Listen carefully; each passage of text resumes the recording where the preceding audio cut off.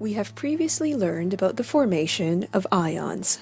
Now we will learn about ionic bonds.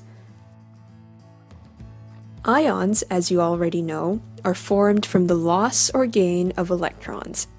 Electrons, however, do not suddenly appear or disappear.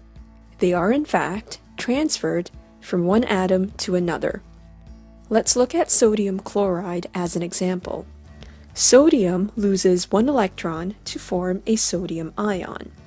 The electron is not lost, but transferred to chlorine to form a chloride ion. So we have a sodium ion and a chloride ion. They are oppositely charged ions and will be electrostatically attracted to one another, much like how opposite poles of a magnet are attracted to one another. This electrostatic attraction is an ionic bond. Sodium chloride is an ionic compound because it is held intact by ionic bonds.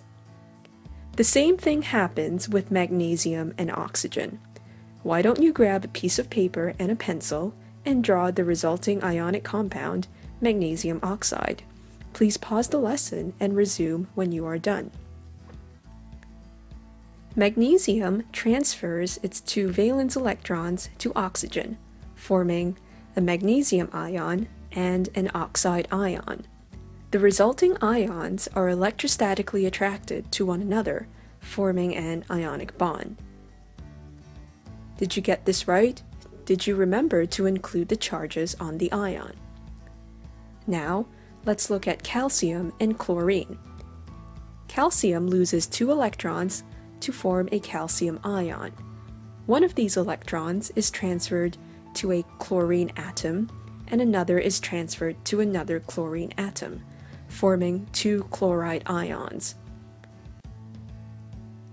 The calcium ion is electrostatically attracted to the two chloride ions because the opposite charges must fully balance each other out. In all three examples, the resulting ionic compounds have an overall neutral charge because all charges are fully balanced out. In summary, an ionic bond is defined as the electrostatic attraction between oppositely charged ions. When an ionic compound is formed, the charges must be balanced so that the resulting ionic compound has an overall neutral charge.